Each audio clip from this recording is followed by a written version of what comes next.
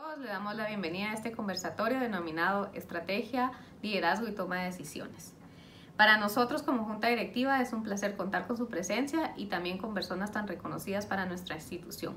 Para empezar, quisiera presentar a la decana, Carmelia Ilea, quien es decana de la Educación Ejecutiva y Chair del Centro de Liderazgo Colaborativo y de la Mujer en CAE. Imparte cursos de desarrollo de liderazgo basado en fundamentos de la neurociencia, cambio y transformación organizacional. Es ingeniera especializada en aparatos ópticos y biomédicos por la Politécnica de Bucarest y doctora summa cum laude de la Universidad Pontífica de Comilla. A la profesora Margaret Grisby, quien imparte cursos sobre liderazgo y marketing. Preside su empresa Brain Power Latinoamérica, desde la cual es Executive Coach de líderes seniors, conferencista sobre liderazgo y liderazgo femenino y consultora en estrategia y marca, experta en marca personal. Además, posee amplia experiencia directiva en Centroamérica y el Caribe. También queremos darle la bienvenida al profesor Carlos Rodríguez, quien es profesor de estrategia. Él obtuvo su doctorado en la Universidad de Canadá y posee un MBA de INCAE con una distinción. Además es licenciado de Economía en la Universidad de Costa Rica y su trabajo de investigación en procesos de offshoring y globalización de la cadena de valor ha recibido diferentes premios y de gran renombre. Dado lo siguiente, damos paso a las preguntas que hemos preparado, basándonos en el webinar Estrategia, Liderazgo y Toma de Decisiones, recordándoles que la estrategia sin táctica es el más lento camino hacia la victoria. Las tácticas sin estrategia son el ruido antes de la derrota. Esto extraído del libro Arte de la Guerra. También queremos invitarlos a todo nuestro público a participar activamente por medio del chat, enviándonos sus preguntas, incluyendo su nombre y su nacionalidad. Como primera pregunta para la decana Camelia, queremos consultarle qué piensa para usted sobre la estrategia que deben hacer las empresas en el mundo COVID, sin tener un marco de referencia sobre qué pasará en el mediano plazo. Y digo, se me acabó el mundo porque lo que yo hacía ya no lo puedo hacer, ahí estoy perdido. Si yo tengo una mentalidad en la que digo, bueno, pues ahora ya no puedo traer a personas a mi negocio, dígale una escuela de negocios o un retail o un cine o una ópera, pues voy a ver cómo llego yo a mi cliente, cómo llego yo al mercado al que estoy sirviendo.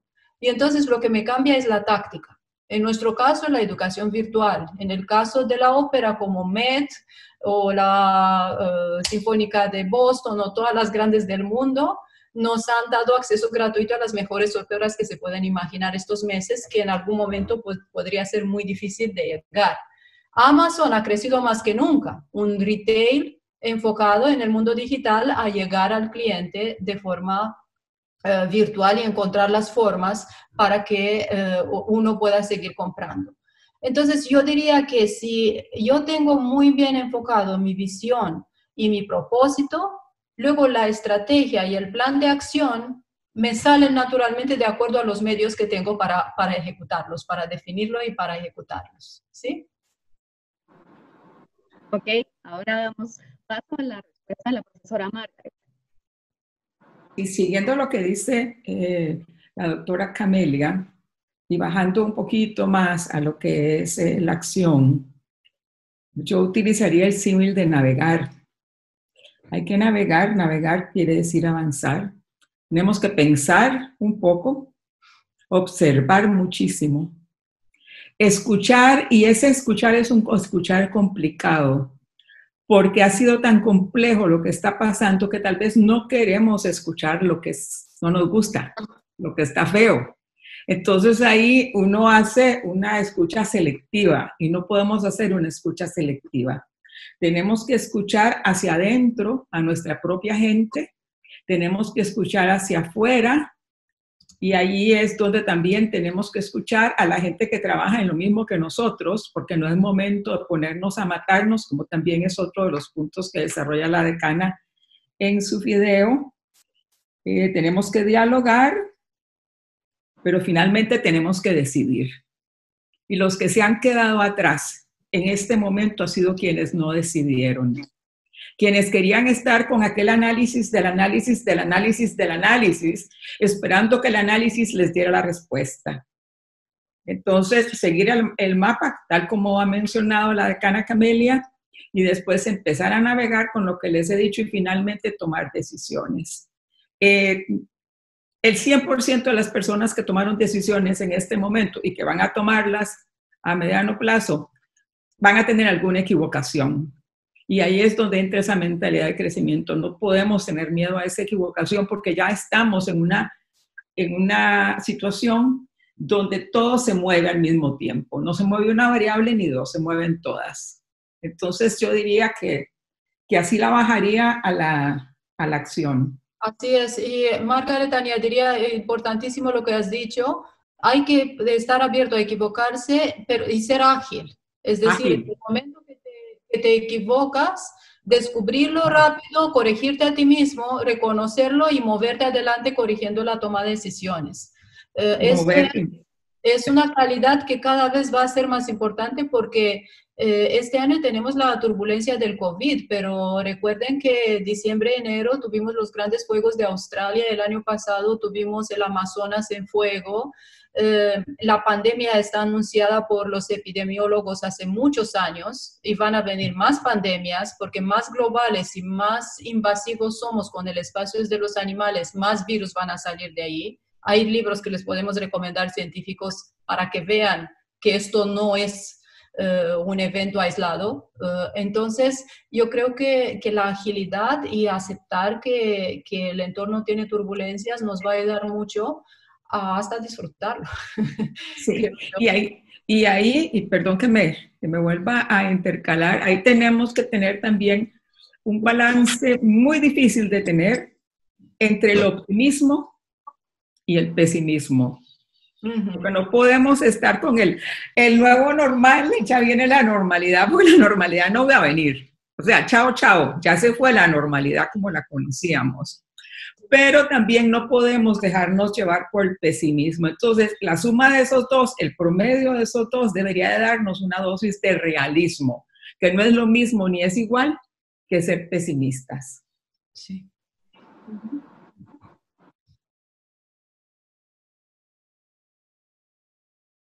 Sí, bueno, tratando de complementar un poco, o sea, yo creo que la forma en que me planteó inicialmente Camelia, o sea, un proceso de un qué, o sea, la visión sigue estando clara, el cómo es lo más difícil y es un poco también el definir a dónde, porque el futuro está en movimiento. Entonces, a la vez, lo que todo esto cambia desde mi punto de vista es nuestro efecto del tiempo en la forma en la que uno hace estrategia. ¿Por qué? Porque hay que reevaluar en primer lugar hasta dónde mis experiencias pasadas son válidas. Muchas de las habilidades, las capacidades sobre las cuales he construido un negocio exitoso están dejando de serlo en este momento. Y por otro lado, si lo vemos hacia el futuro, mi visualización del futuro es turbia. No lo puedo ver exactamente. No sé si, por ejemplo, pensando en INCAE, no sabemos si es un modelo completamente virtual, no sabemos cuáles son las características de la enseñanza. Eso se va descubriendo poco a poco. Entonces, o sea, eso yo creo que es digamos, es mi lectura del modelo de Camelia de por qué es tan importante enfocarse y hacer el apareamiento entre estrategia y táctica.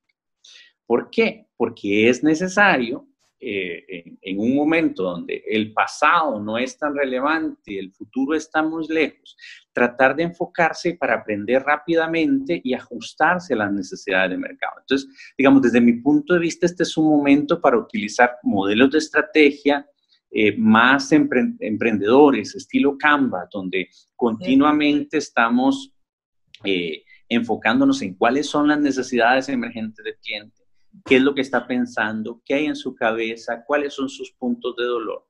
Y con base en lo que nuestra organización puede hacer diferente, ajustarse mucho más rápido. Entonces, eso para mí me habla mucho también de lo que ambas estaban mencionando, la agilidad que es necesaria en el proceso de toma de decisiones.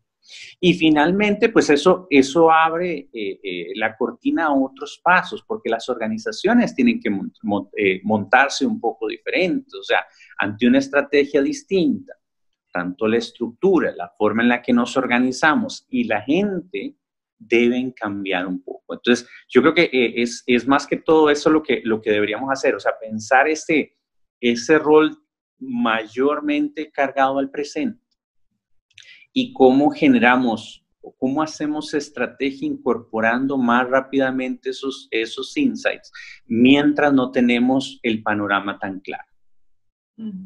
Creo que ese sería mi punto de vista al respecto. Buenísimo, Carlos, totalmente de acuerdo. Me encantó esta idea del startup. Tenemos que volver a hacer un startup ahora, pensar el Canvas y todo esto, olvidarnos de nuestra historia, nos reinventamos. Sí, o sea, no digamos entre comillas, ¿no? Exacto, o sea, ver que el papel del pasado tiene que reevaluarse, o sea, lo que sabemos no necesariamente tiene el mismo valor adelante y eso implica cambios hacia adelante en qué sí podemos y qué no podemos hacer. Entonces, fíjate que yo entonces eso lo veo como muy fuerte, el binomio estrategia y táctica, y por eso es que no se puede delegar, porque necesita estar continuamente el tomador de decisiones alineando, porque él es el que necesita aprender. Entonces, es un proceso que se vuelve mucho más proactivo y no se puede alargar tanto, sino que tiene que estar dentro del foco de atención del tomador de decisiones. Totalmente, así es. Muy bueno. Bueno, chicos, ustedes.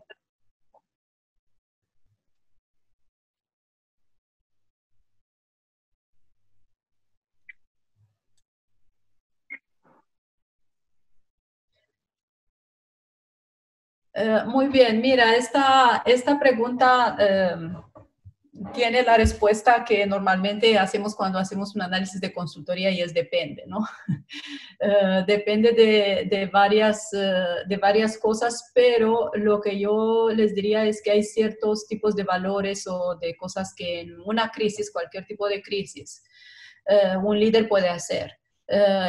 Y son prácticas que además intentamos en nuestro día a día aplicar y observar también y aprender.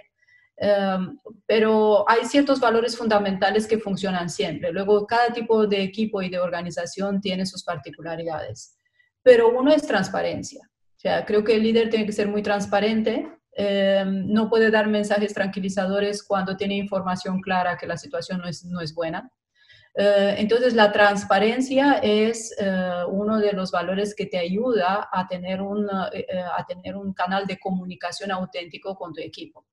Las personas entienden mucho, leen, el acceso a la información está muy democratizado hoy en día, por tanto, la misma información que uno tiene, lo tiene todo su equipo. Entonces, yo creo que la base fundamental es la transparencia. Luego, evitar dar mensajes tranquilizadores cuando la situación no es tranquilizadora. Es decir, sentar y explicar que la situación no es buena, y moverse enseguida al plan de acción. ¿Por qué? Porque si solamente me quedo en decir, y soy muy transparente con ustedes, esto está muy mal y vamos a esperar aquí a ver que llegue el desastre, esto no es.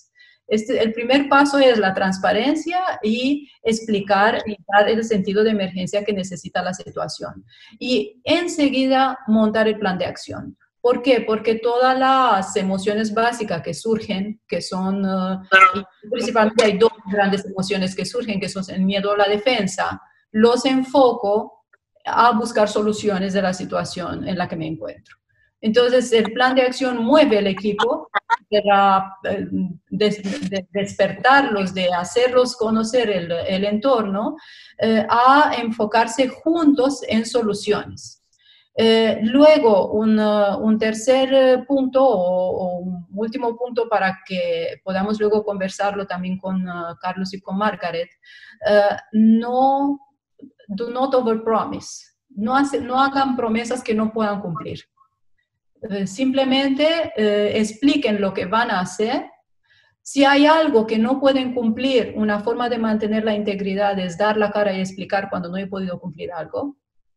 Y esto es algo bien importante, no esconderse, pero no sobreprometer, porque el nivel de incertidumbre que tienes, claramente, tú no vas a tener la solución como líder o mujer o hombre, porque no somos superpoderosos, lo que somos unas personas preparadas para poder llevar a cabo una estrategia y ayudar a los demás a desarrollarse y a implementar la estrategia que la define pues el equipo de alta gerencia de una organización. Pero ser transparentes, movernos del momento de alerta al plan de acción y no hacer sobrepromesas es como lo más coherente que puede ser un líder en un momento actual. Esto es lo que yo les recomendaría y me encantaría escuchar a Margareta Carlos para ir construyendo juntos. Carlos. Pues, tal vez entonces o sea, yo no soy un experto en liderazgo, entonces vamos a movernos. Yo más bien quisiera enfocarme en esta pregunta como desde el punto de vista organizacional. O sea, por ejemplo, hablando de cuál es algo de lo que hemos visto en clase con algunos de ustedes, o con muchos de ustedes, es, bueno, ¿cuáles son las necesidades de empleados? Y digamos, utilizando un modelo conceptual como el de Noria y Groisberg, uno dice que ellos tienen 4 impulsos que los interesa. O sea, si lo recuerdan, era el impulso a pertenecer, a formar lazos, el impulso a entender, los impulsos de justicia y los impulsos a adquirir. Y entonces pongámonos en los pies de ese empleado enfrentándonos en la situación COVID.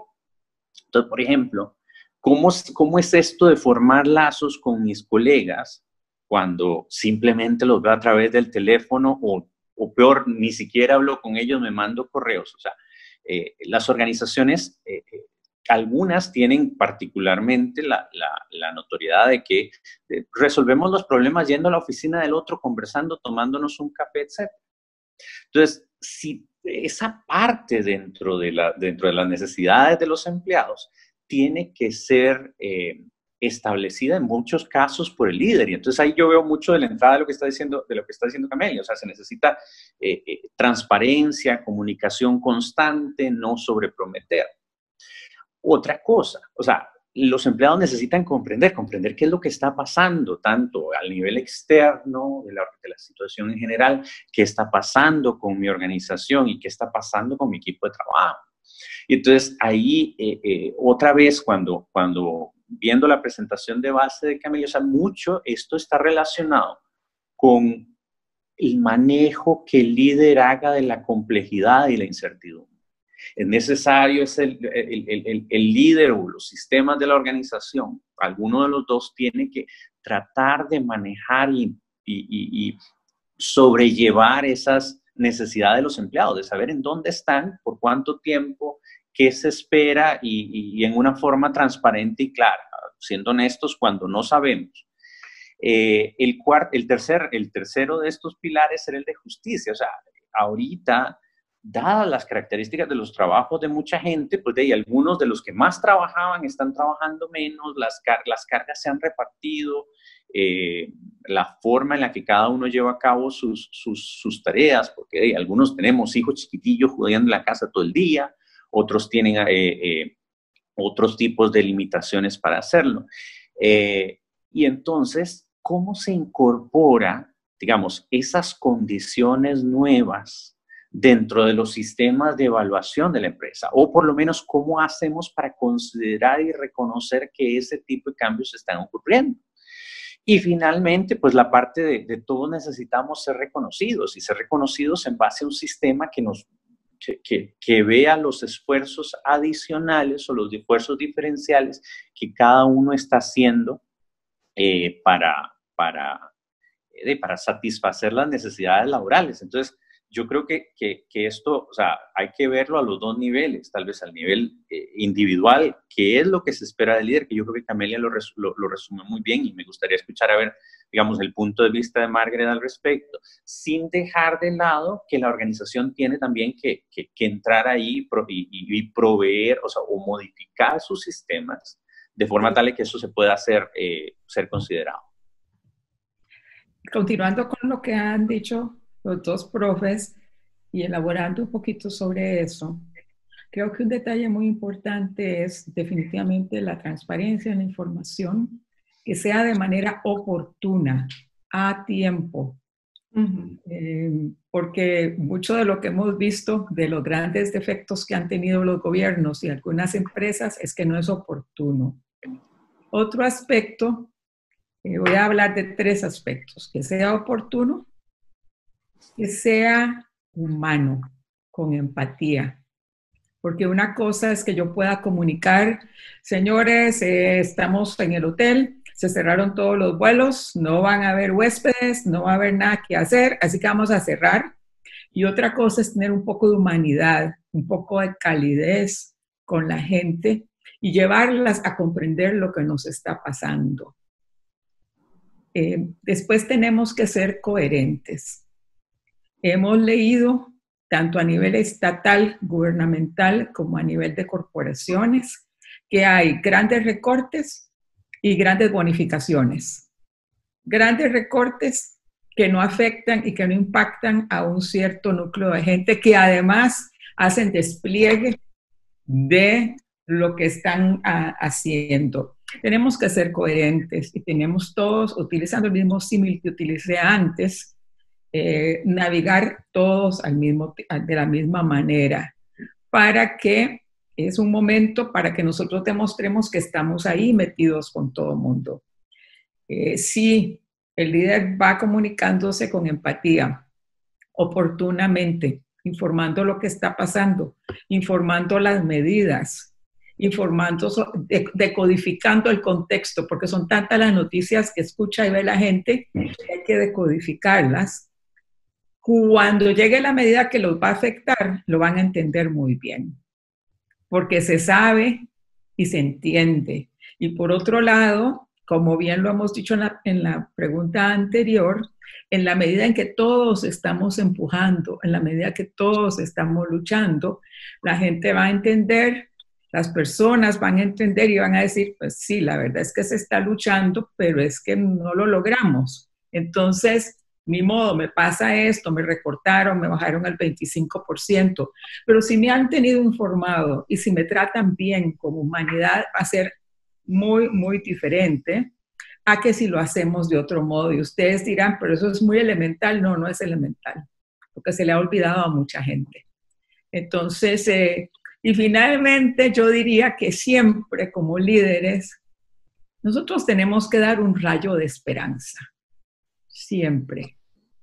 Así sea, así un rayito finito, finito, finito de esperanza, porque en este momento no sabemos nada, pero sí liderar no desde el pesimismo ni desde el derrotismo, sino liderar desde un rayo de esperanza, realista, bajado a tierra, pero eso es un efecto cascada. Si al líder lo ven destruido, si al líder lo ven desmoralizado, el resto de la gente lo que va a decir es, mira, ya esto está perdido. Ya yo vi que nuestro líder está en un estado terrible de derrotismo, entonces ni para qué. Entonces, dar siempre ese poquitito de esperanza, una luz de esperanza en medio de toda la incertidumbre, pero que esa luz de esperanza sea calificada, como hemos estado hablando antes, y también, que se me olvidó, además de oportuna y transparente, la información que demos ahora siempre tiene que tener un carácter temporal. ¿Por qué? Porque no sabemos, no sabemos. La medida que estoy tomando hoy puede que sea válida por un mes, pero puede que después de un mes me di cuenta, como apuntaba antes la decana Camelia, que era equivocada. Entonces tengo que reversar. Entonces, para bajar la frustración de la gente, hablando de las expectativas que hablaba el profesor Carlos, tenemos que siempre dejar claro que vamos a esto mientras nos funcione, pero que no es el mundo de las certezas. Ya hablé demasiado, perdón.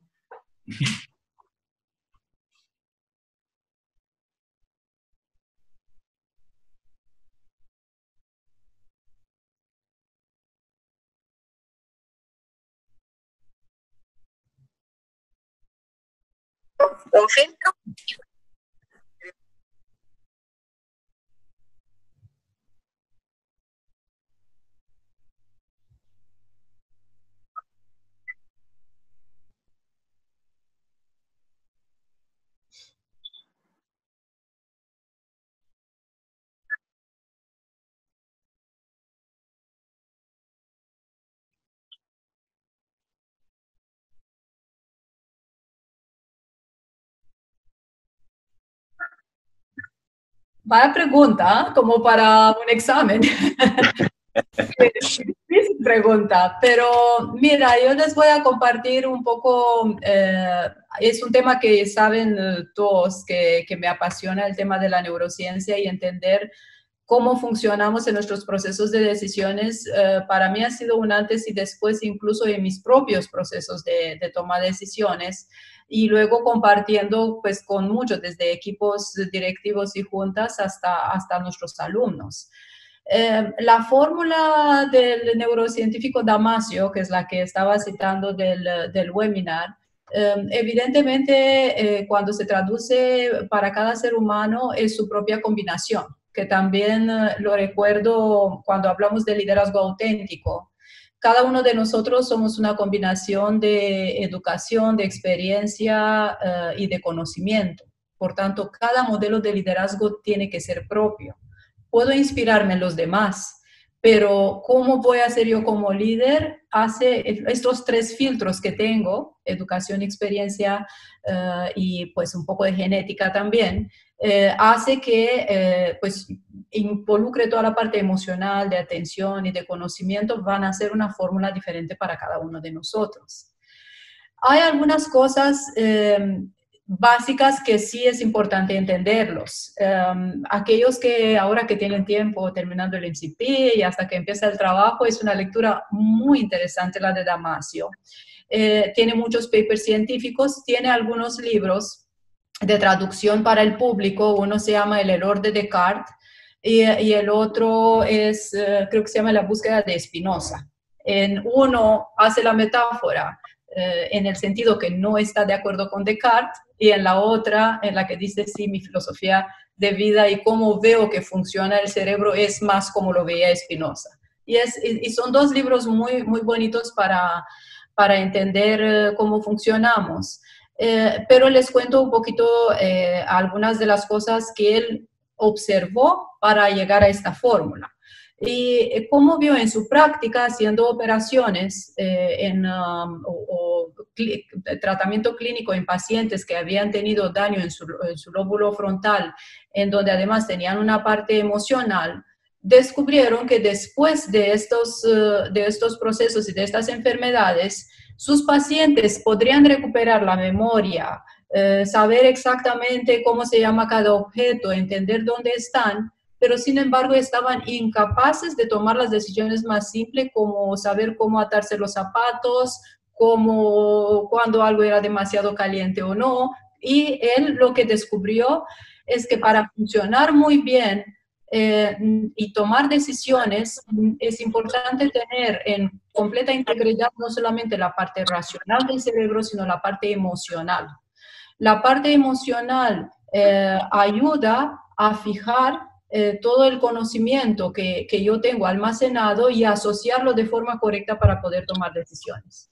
Como se imagina, cuando descubrí esto en el mundo científico, inicialmente hubo una gran protesta, y él mismo dice, claro, diciéndole a mis amigos científicos y colegas que no eran racionales en su toma de decisiones, sino emocionales, dice, pues fue como una blasfemia, ¿no? Y evidentemente luego las análisis en tiempo real del funcionamiento del cerebro que trajo la ingeniería médica en la medicina, los análisis de las tomografías y cómo estamos funcionando, pues le dio la razón a Damasio. Entonces, por eso viene la fórmula. Ahora, antes de todo esto, ¿por qué la atención? Porque en ese entorno tan de crisis además, y también en el entorno con el que veníamos con tantas estimulaciones tecnológicas, muchas siempre conectados, nosotros vivimos con un cerebro muy en pensamiento automático y con mucho ruido interior, para ponerlo muy fácil. Entonces, cuando yo tengo tantos pensamientos automáticos, yo no tengo tiempo de parar para poder sacar todo el conocimiento que tengo de forma consciente e inconsciente, toda la parte emocional que es la base de una memoria que me puede ayudar a tomar decisiones, y por tanto tomo decisiones en piloto automático y me equivoco bastante cuando las hago así. Entonces es importante tener la atención, tener la mente lo más tranquila posible de ruidos automáticos para que mi proceso de toma de decisiones utilice realmente toda mi capacidad. Y la pregunta es, ¿y cómo vamos a hacer para hacer atención? Hay muchas veces, muchas fórmulas para desarrollar la atención. Una es evidentemente la meditación, es de lo que más se ha hablado en los últimos años. Y para quitarle misterio a la meditación, no es una práctica religiosa, como me preguntan a veces mis alumnos más senior, sino es una forma, a través de la respiración, bajar las ondas cerebrales automáticas y enfocándome en mi respiración, yo poco a poco voy tranquilizando todo esto, el sistema de pensamiento automático y le doy tiempo al sistema 2 de pensamiento, para citar a otro gran neurocientífico, o gran científico que es Kahneman. Entonces, la atención es importante, y especialmente ustedes que son tan jóvenes que viven interconectados. Tener una práctica para que puedan desarrollar su capacidad de estar presentes en el momento va a ser una gran herramienta para el resto de su vida. Esto es lo que yo les recomendaría que aprovechen estos últimos meses para desarrollarla. Aquellos que son religiosos, pues una buena oración es una forma de hacer una buena meditación también. O sea, todo se vale. Mientras yo logro pausar mi mente y mi cuerpo y mi espíritu y estar presente, es una práctica que vale. A mí me gusta, por ejemplo, la meditación activa. Salgo a caminar y cada día voy observando mi entorno e intento recordar qué vi ayer, qué cambió hoy. Entonces ya no me da tiempo de empezar por un periodo corto de tiempo y no pensar en un montón de problemas, sino estar muy atenta. Mi cabeza está en el exterior, ¿no? Entonces, por eso la fórmula atención, emoción y razón. Y por eso el libro es El error de Descartes, que Descartes decía, pienso, luego existo, y Damasio dijo, no, Descartes, primero siento y luego pienso, ¿no? Un poco en una forma provocativa.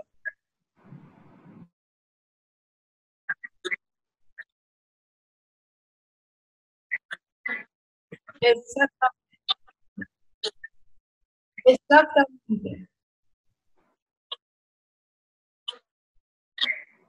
Bueno, me encanta lo que acaba de hablar Camelia.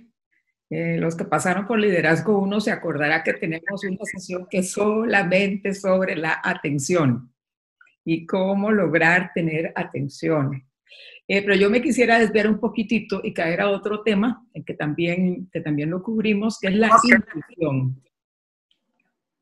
Que la intuición en este mundo tan saturado de información, tan saturado de datos, de pronto le tomamos miedo a la intuición y queríamos que todo lo que nos proveen de información nos tomaran las decisiones. El COVID nos ha demostrado que son recursos que tenemos. No es necesariamente que nos van a dar un manual de decisión, porque para eso van a estar todas las que va a decidir la inteligencia artificial. Como hemos conversado en la toma de decisiones, la intuición es algo a la que hay que dar espacio, y me voy a referir a 3 personas muy disímiles. Einstein decía que la intuición es un regalo sagrado y que la razón era un sirviente fiel, pero que sin embargo el ser humano se había dedicado a dejar de lado ese regalo sagrado. Steve Jobs, que la intuición es algo muy, muy poderoso, más poderoso que el intelecto. Y sabemos de muchas decisiones que él tomó, que fueron con la mezcla de lo que hemos hablado antes de Damasio, también cuando hablamos de la intuición. Y finalmente Jeff Bezos dice que él cuando puede, pues ya sabemos que ellos son los reyes de los datos, ¿verdad? Ellos tienen todo lo habido y por haber, pero que él toma decisiones con intuición, con corazón y con sabor, con gusto, me suena. Entonces creo que también es un momento de repensar esta sobre racionalización porque para poder tomar las decisiones ágiles, y especialmente en el caso de ustedes que están saliendo de un programa de analizar, analizar, analizar, estudiar, estudiar, estudiar, donde es lo que corresponde a un programa MBA, y van a salir ahora a un mundo que el VICA o VUCA se le quedó cortito. O sea, no hay manera de describir ese mundo. Ustedes tienen que tener esa capacidad, porque si no, no van a poder decidir, no van a poder retroceder si se equivocan, porque van a volver a caer víctimas del sobreanálisis. Entonces, manejar muy bien esas variables, además de tener la mente clara, como ya lo explicó la decana Camelia, y no sé, profe Carlos, ¿qué nos cuenta de este tema? Pues bueno, como no es mi campo, o sea, yo he tratado de entender un poco tal vez el rol de los tres, y una vez me encontré una metáfora que me aclaraba mucho, o me trataba de caracterizar cada una de estas tres variables. Y entonces la metáfora es de un psicólogo de la Universidad de Virginia, donde él habla que, bueno, que en realidad todos los seres humanos, y parte como nos hemos desarrollado, pues bueno, tenemos la parte lógica aquí, el neocórtex, que es la parte de los pensamientos racionales, que es realmente pequeña en comparación de toda nuestra parte más primal, que se ha venido desarrollando desde que éramos monos. Entonces, que él lo que decía era que una forma de tratar de entender esto es por una metáfora, suponiendo que la parte racional es como un jinete y la parte emocional es un elefante. Y el jinete es, obviamente, encima del elefante y da la apariencia de que el jinete está liderando al elefante y lo lleva en la dirección que él quiere.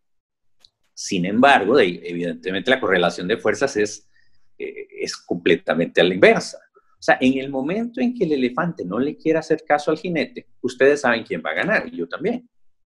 Entonces, lo interesante de todo esto es que él va más a determinar entonces, ¿y qué implica o qué manda el elefante, qué manda el jinete?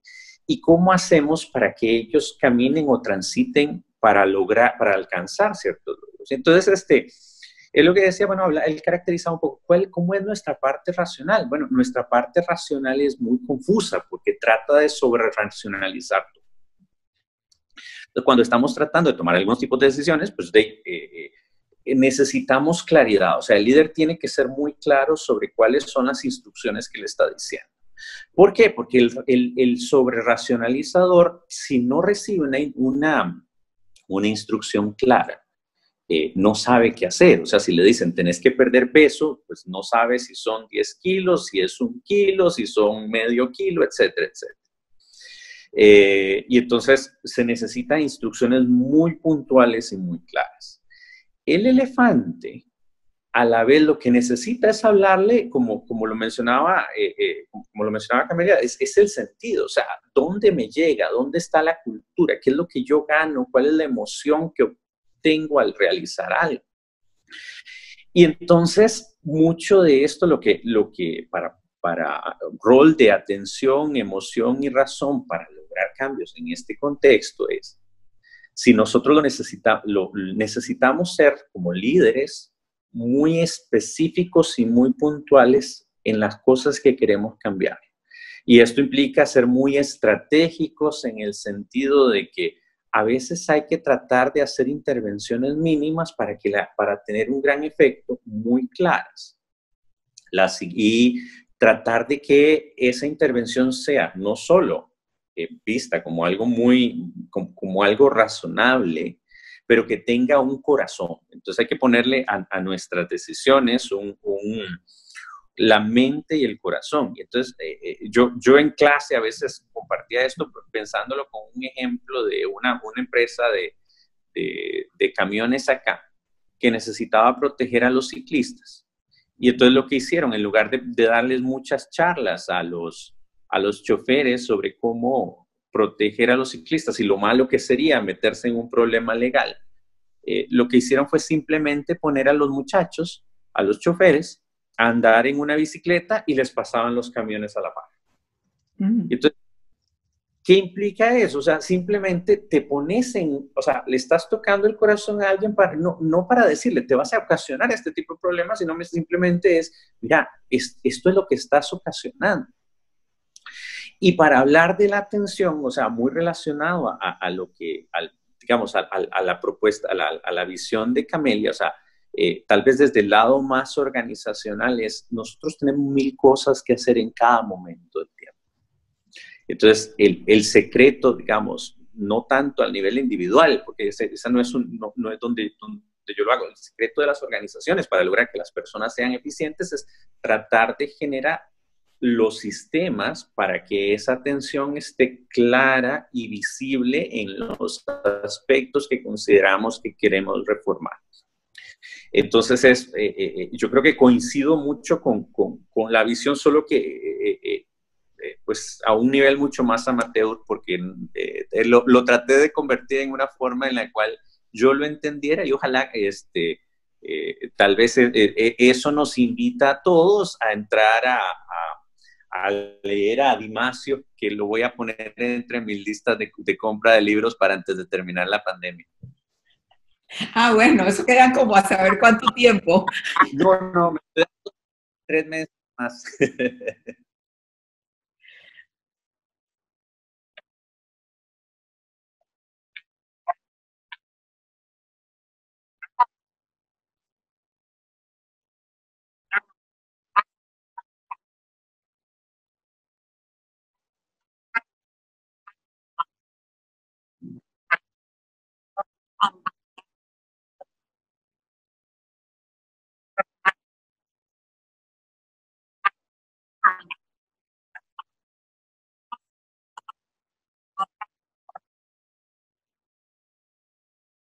Mira, muchas gracias. Quiero adelante, como les hemos invitado, que nos escriban por el chat.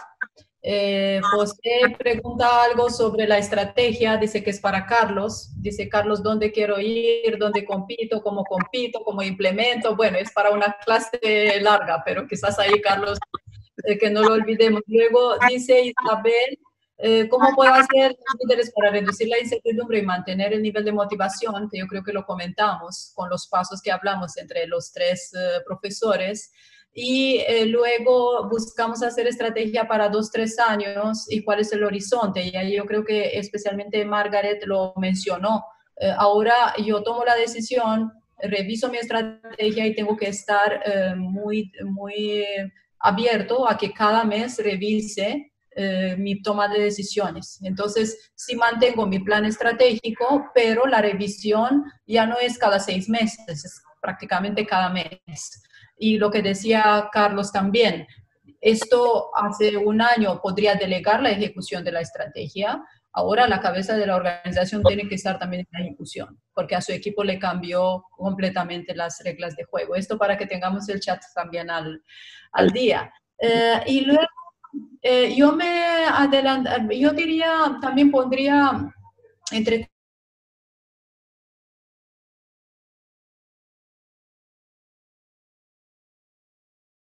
comillas lo del éxito, porque todavía no sabemos cómo vamos a hacer. Muy relativo. Vamos a ver cómo surge después. Lo que yo regresaría es a lo que hablamos al inicio, tener la mentalidad abierta de aprender de todo lo que los otros hacen, que me sirve también a mí en la estrategia, o ser dispuesto y abierto a aprender.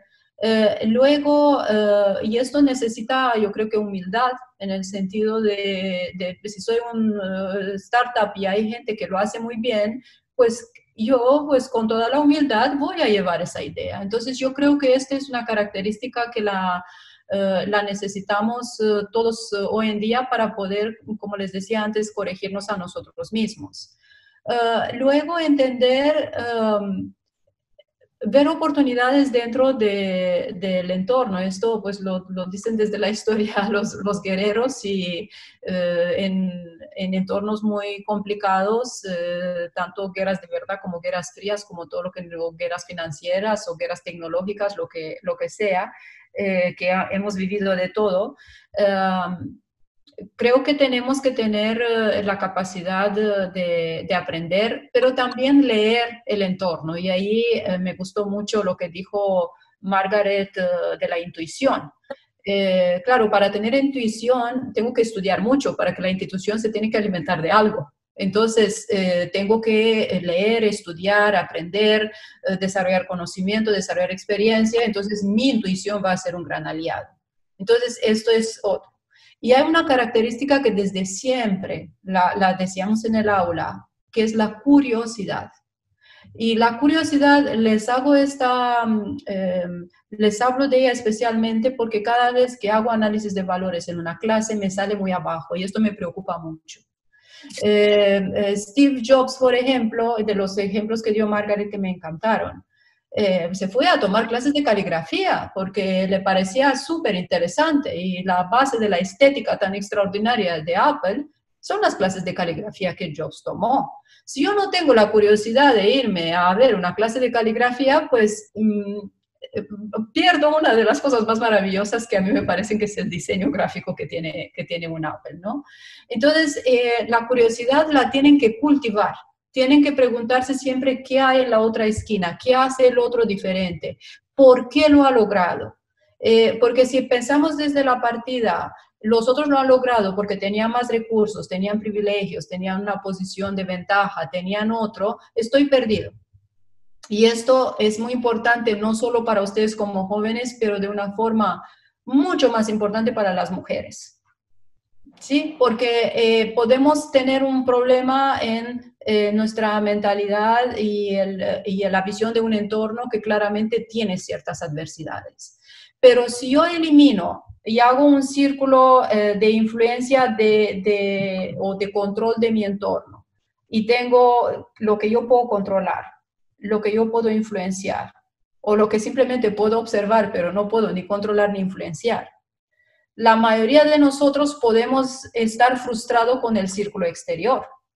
Pero si yo me enfoco en lo que yo puedo controlar más las condiciones internas o externas que puedo influenciar, entonces puedo lograr cosas maravillosas como vemos que logran un Walmart o que logran otras organizaciones por ahora, ¿no? Entonces les diría que son estas cosas, cultivar la intuición, formándose mucho, observando mucho, leyendo mucho, y esto necesita mucha curiosidad. Y luego aprender con humildad de los demás y pensando cómo puedo yo ver lo que los otros han hecho para mí. Y eso además a nivel personal quiere decir que no puedo tener nada de envidia, sino tener una enorme curiosidad para decir, si tú lo hiciste, yo también quiero, enséñame, yo te tengo algo que dar, dime qué te puedo dar yo a ti, enséñame tú a mí también. Y esto, cuando hay estos diálogos, este liderazgo colaborativo, que ahora veo a Gaby en pantalla y me recuerda todo lo que estamos hablando. Liderazgo colaborativo, alianza público-privada. El que ha sido mi enemigo antes, enemigo de negocio, digamos, mi competidor, quizás es mi aliado. O sea, si yo tengo esta visión del mundo, puedo lograr cosas impensables. Y además, siempre en una plataforma de colaboración, porque solos es muy difícil lograr, evidentemente, grandes cosas. Así que yo diría, esperemos a ver cómo le va a Walmart, pero observemos a Walmart y a todos los demás y aprendamos de ellos, tanto de lo que hacen bien como de donde se equivocan, porque sus equivocaciones son una gran ventaja, porque aprendemos de ellas, ¿no? Esto es lo que diría rápidamente para escuchar también a Margaret y a Carlos. Sí, seguimos con la profesora Margaret. Continuando, perdón, sobre lo que decía la decana Camelia, creo que hay muchas ideas y aprendizajes que se pueden llevar a cabo a través de buscar usos y alianzas inesperadas. Y me voy a referir a una que se ha dado recientemente. Muchos de los retailers podían vender únicamente a través de comercio electrónico. Entonces, todo perfecto, pero el mayor problema, muchos tenían plataforma, algunos tenían una plataforma que estaba en desarrollo y se pudo acelerar.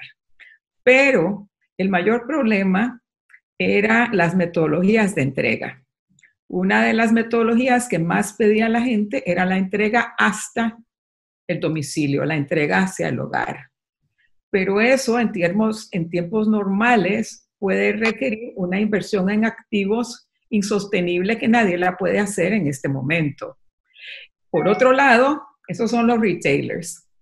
Por otro lado, estaban las compañías de alquiler de autos, que se quedaron con estacionamientos llenos de cientos de vehículos porque no había turismo, no había quien alquilara los autos. Y entonces ha existido una unión virtuosa mediante el cual muchos de esos retailers pueden hacer su entrega en buenas condiciones, con sanidad, etcétera, a través de los vehículos de esas compañías de alquiler de autos que se quedaron con los vehículos inutilizados. Entonces, en vez de tenerlos dañándose en un estacionamiento, fijos, asoleados, con lluvia, los tienen en movimiento. Y además, ambas compañías, ambos sectores, están generando empleo y generando riqueza, vis a vis lo que es la situación que estamos encarando. Y a nivel de los retailers, están pudiendo suplir lo que sus clientes necesitan en el momento. Hubo muchos errores porque la avalancha de pedidos era muy grande, ahora se ha normalizado. Entonces, ustedes como profesionales que salen, busquen oportunidades, busquen la innovación a través de la curiosidad, como decía la decana Camelia, pero a través también de pensar en cómo se pueden solucionar las cosas, creando alianzas y con el mínimo de recursos y creando situaciones gane-gane. Y no es el lugar para darles, pero hay muchos más ejemplos de ese tipo. Sí. Todos nos necesitamos y podemos lograr subsanar algo. Los rentacar, con eso no van a obtener la facturación que obtenían antes, pero obtienen algo.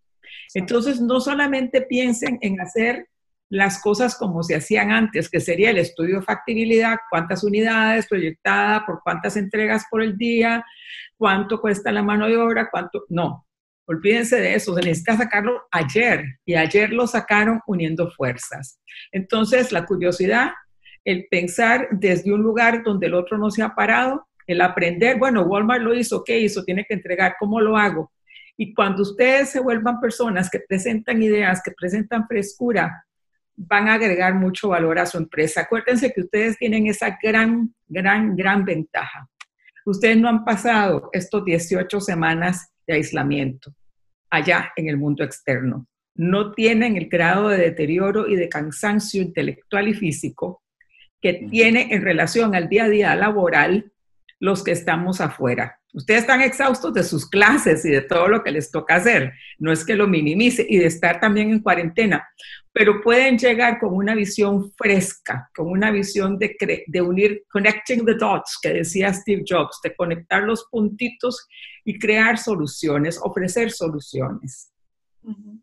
Mire, antes de pasar a Carlos, les voy a mandar por chat dos vídeos que les busqué para buscar trabajo.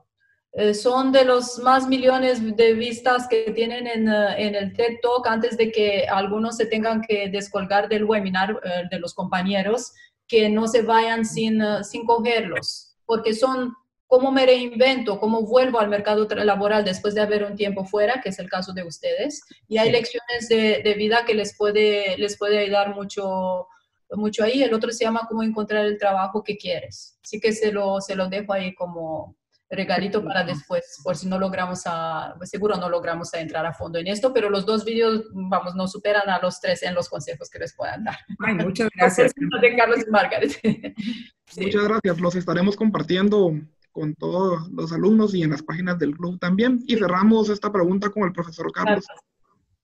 Sí, yo sé que andamos medio, como un poquito pasados de tiempo, o sea, entonces solo quiero adicionar a lo que tanto Camelia mencionó de curiosidad, a las oportunidades de las alianzas que mencionaba Margaret, a la parte que uno aporta. Y entonces, ahí yo les quería hablar de la importancia para transformar y para obtener oportunidades de las aspiraciones de cada uno. O sea, este es un momento de muchos cambios. Y si vemos parte de lo que uno puede poner individualmente es poner la barra de donde uno quiere llegar. O sea, es muy importante saber, o sea, poderse empujar. O sea, habla un poco de digamos, a mí me gustó mucho el hacer esto basado en la presentación de Camelia, porque mucho de lo que vemos ahí es el estilo europeo de pensamiento. O sea, es un estilo filosófico muy anclado en el pensamiento y la historia. Y entonces cuando ella hablaba, por ejemplo, de Plinio, no, hay muchos filósofos que no conozco, que voy a tener que ir a cultivarme un poco más, pero parte de lo que ella está, de las conclusiones que ella saca, son, bueno, hay que levantar la barra, o sea, cada día hay que lograr un objetivo.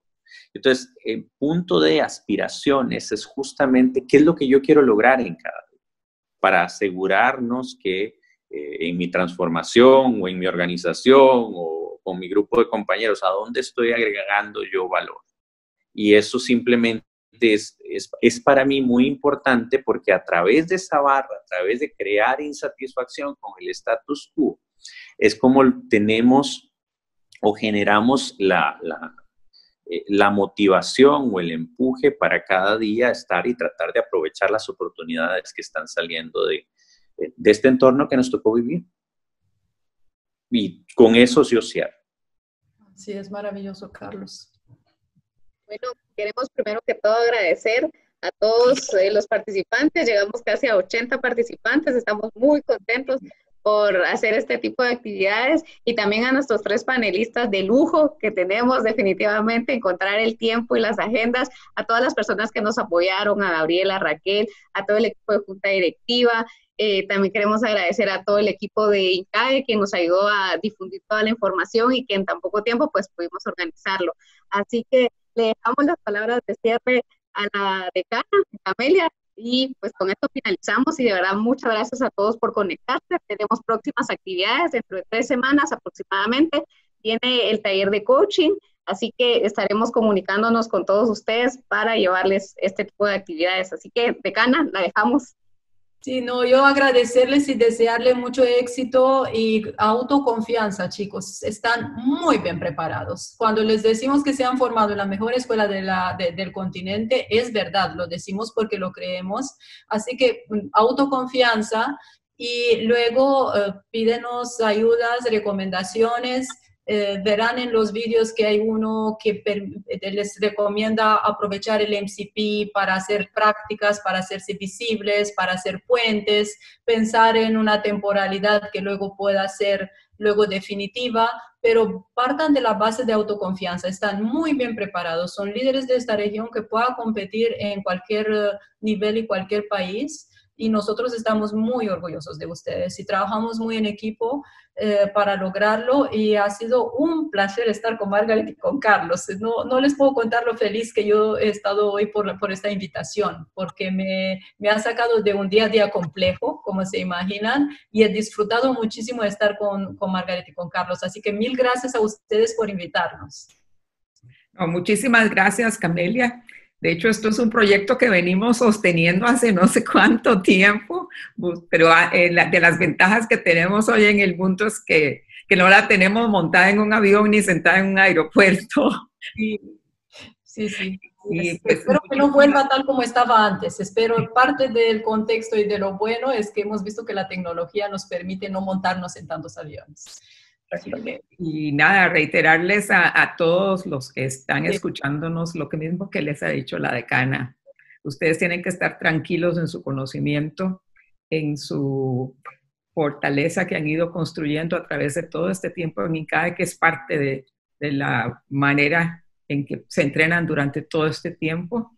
Y ahora es momento de juntar todos los elementos que hemos visto durante este conversatorio para sin duda salir adelante. Ustedes, when the going gets tough, the tough get going.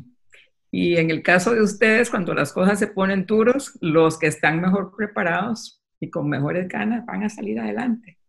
Así es. Muy bien. Y yo, nada más, si tengo un minuto, es solo para, bueno, también agradecer. Un gusto estar con Camelia y con Margaret, dos mujeres a las que aprecio mucho y he aprendido mucho durante todo mi tiempo acá en INCAE. Y en general, muchachos, yo creo que una cosa bien importante es, acá estamos y mientras pasa nuestro programa tenemos tantas cosas que hacer y hay que ver lo bueno y lo malo. O sea, no estamos preocupados porque estamos muy ocupados. Exacto. Por otro lado, pues tal vez estamos tan ocupados que no tenemos tiempo de reflexionar qué tanto hemos aprendido.